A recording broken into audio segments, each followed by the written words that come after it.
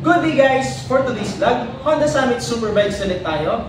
Located sila dito sa Don Bosco, Parañaque, near BPI. At kasama natin ngayon ng motor na kung manakbo ay parang kay Sniper and Rider FI. At in numbers guys, mas malakas pa siya kay Rider Card. Honda Supra GTR, check naman natin yung kanyang specs and also the price. Let's start guys sa kanyang color variant. Two color available lang sa kanya. Itong kulay red at saka yung kulay black. Dito naman tayo sa kanyang gulong, tubeless to. Yung pagkaka-finish ng kanyang mags, matte black. Size ng kanyang gulong, 90 by 80 by 17. Of course, IRC pa rin, yung brand ng kanyang gulong. Braking system naman niya, non-ABS, hindi rin po siya CBS. Pero naka-disc brake, single piston caliper, single disc. Yung kanya namang fender, meron siyang decals dito. Dito sa gilid, combination of black, gray, at saka puti. Very minimalist lang, tapos yung dun sa ibabaw, patusok dun sa dulo niya. Yung kanyang fender extension, dito sa likod, mahaba na rin, maproprotektahan yung kanyang radiator dito, at saka yung kanyang makina. And of course, with the help nung kanyang cowling. Pagkaka-finish naman nung kanyang suspension, matte black, tapos unique yung pagkaka-design ng kanyang suspension. And makikita natin dito yung pagkaka-design ng kanyang mags. Kamukha siya nung version 1 nung gulong ni Click na 125. Dito naman tayo puposisyon sa kanyang harap. Napakaganda nung design niya. Very fierce. At kung nakatutok kayo sa vlog natin na to, dun sa Rusi Flash, hindi pala si Sniper yung kamukha niya, kundi ito. If we will look closer naman guys, napaka-aggressive talaga nung pagkaka-design. Para siyang may mata yung kanyang turning lights. Yung mga fairings niya dito, may carbon type texture design siya. Nandito naman sa gitna, yung kanyang busina. Dito naman sa ibabaw, may racing dito, combination pa rin ng kulay gray at sa kulay black na decals. And dito sa bandang left, makikita natin yung emblem ng PGM FI kasi itong motor na to ay FI. Tapos dito sa sides niya, makikita mo yung highlight na puti, parang karayo mo, napakatulis. Pag dito ka naman sa sides niya pumosisyon, very sharp yung pagkaka-end design nung motor na to. Ilaw naman niya dun sa kanyang signal lights, bulb type, pero pag aangat ka dito sa kanyang headlight, LED na yan.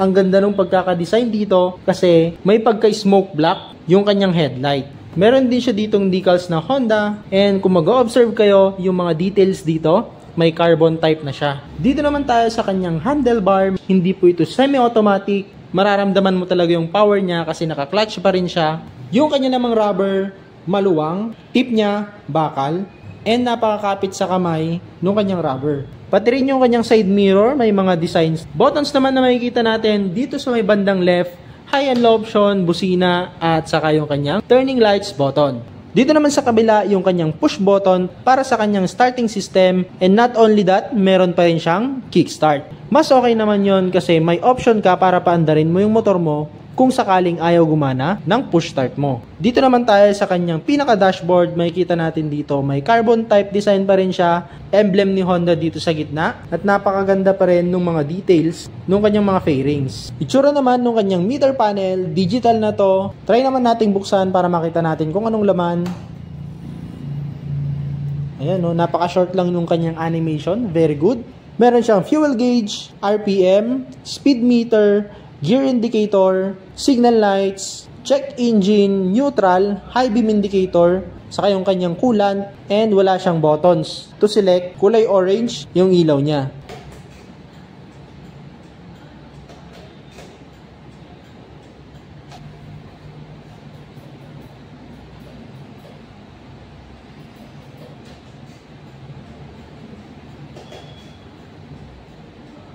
Dito naman tayo sa part na to, very eye-catchy yung pagkaka-design dito. Napakaangas. Meron ditong air exhaust na kung malakas yung hangin kapag sasalubungin mo para malesen yung dragging, kung papasok yung hangin dito sa ilalim, lalabas siya dito. Same thing dito sa kanyang side. Ayan, parang may hasang siya. Napakaganda. Carbon type design pa rin yung kanyang fairings dito sa side. Naka-mechanical key pa rin siya. Additional safety feature naman niya, itong shutter key. Itsura naman nung kanyang seat, ayan. Very slim, fit na fit dito sa itsura niya. And yung texture nung kanyang upuan, single tone. Tapos elevated na yung upuan nung pillion ride mo. Decals naman na makikita natin dito, black, white, red, and gray combination.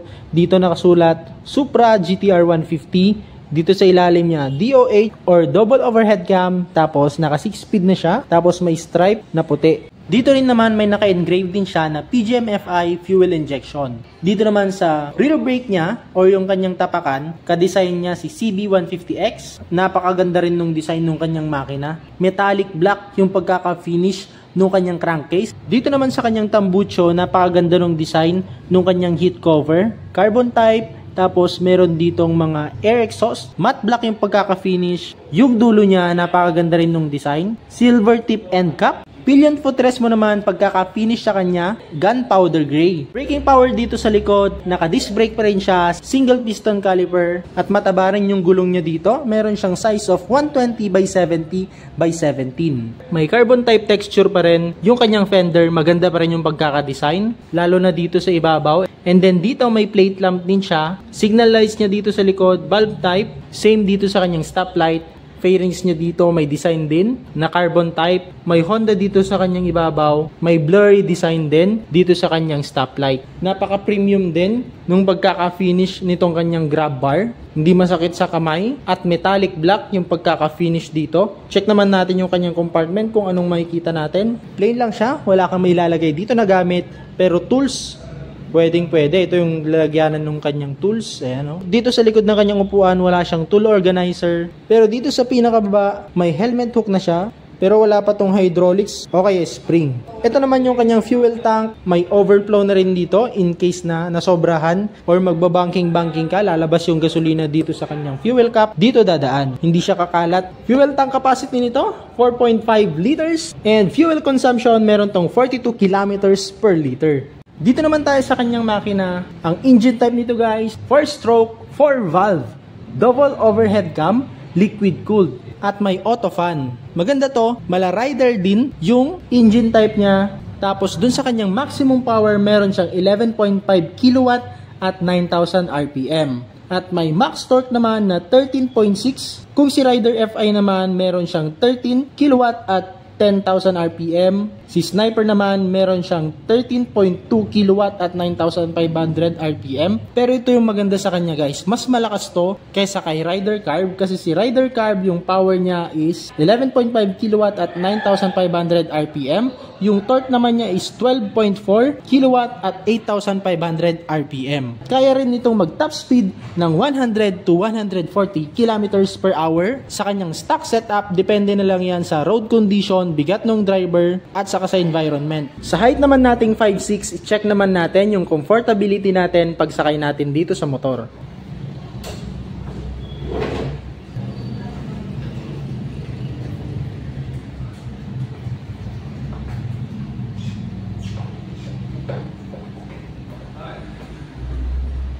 Dun sa kanyang upuan guys, medyo malambot din siya, comfortable. Yung kanyang suspension dun sa likod, monoshock, napakalambot. Sa kanya namang weight, curb weight nito, meron siyang 121 kilograms. Hindi siya ganun kabigat at hindi rin siya ganun kagaan. Saktong-sakto lang din siya. SRP naman guys, 106,900 pesos. Kung gusto nyo ng installment, down payment nito 21,380. Kung 2 years or 24 months mo siyang kukunin, 6,097 pesos. Kung 36 months mo naman siyang kukunin, 4,946. Kung gusto nyo puntahan yung unit guys, lalagay ko na lang dito yung kanilang address, FB page, at saka phone number naman kung gusto nyong mag-inquire dito sa motor na to o sa mga motor ni Honda. Sa mga hindi po pa nakapag-subscribe sa ating YouTube channel, pa-subscribe naman po para sa mas marami pang video na i-upload natin na katulad nito. Please support me na rin po sa aking Facebook page and sa aking TikTok na yung link ay nasa description sa baba. At sana nagustuhan nyo ang vlog natin dito kay Honda Supra GTR 150 at hanggang dito na lang guys. Ride safe!